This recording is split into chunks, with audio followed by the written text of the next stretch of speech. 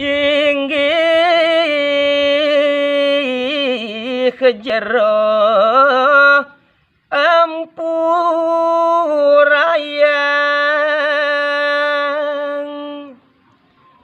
inggih cerita yang sane mangkin jero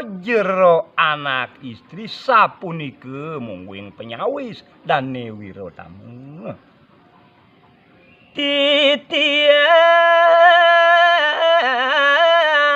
mengaturang mangkin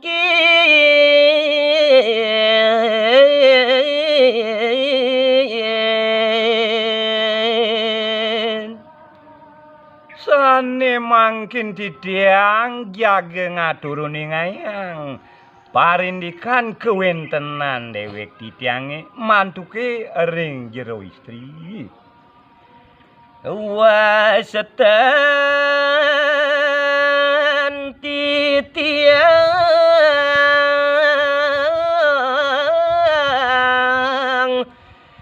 Wirotama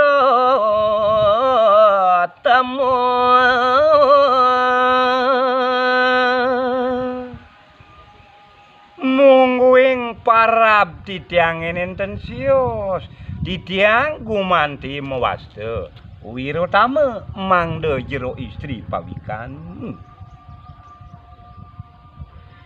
titiang wanta jadem majugun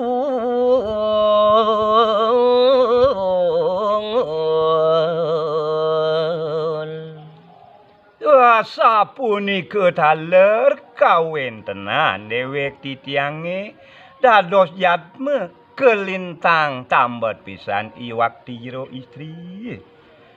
dan uning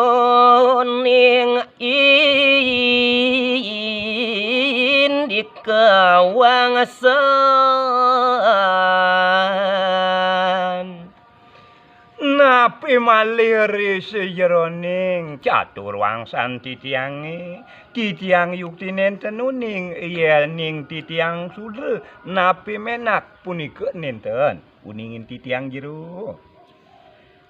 kantun alit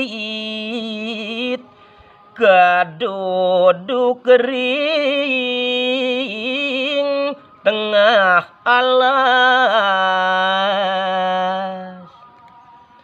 iwakti saking cerik pedewekan titiange sampun sideka duduk iriki ring tengahing alas sane wayah madurgama puniki jero olas ipaman legawa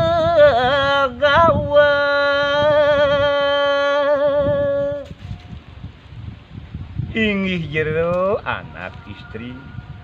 sangkani ngolas asih pisan kewentenanipun ipaman legawe ring pedewekan titiang jero ngupapira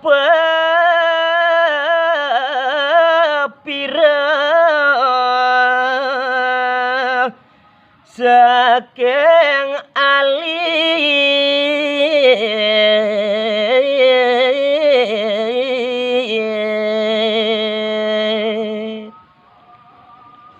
wantah ipaman legawe punike sane nuduk tur maning ngupepire pedewekan titiang saking cerik pisan jero ring tepi siring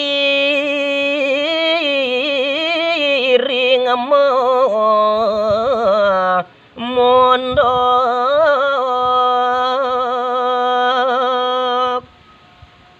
mungguing genah kubon titiange wantah iriki ring panepi siring alase sane wayah madurgama puniki jero istri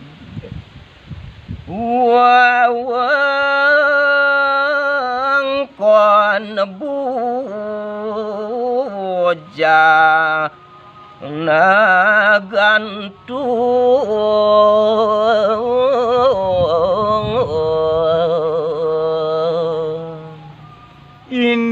sang mungguing wewidangan pondok titiange wanta iriki ring jagat nakantun sane lumrah kebaos jirona istri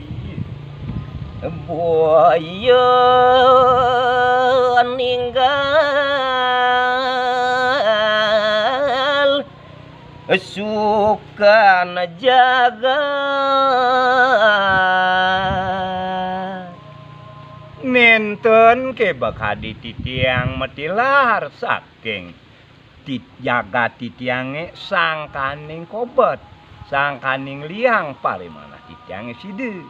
memarge jero rawuh meriki nyadia pacang mapaguaruan mawinan si derau kerikip titiang memargi nenten sios tetujon parimana titiange jage ngelungsur ayah ringsang meraga peradnian pacar nunas guru utawi nabe iriki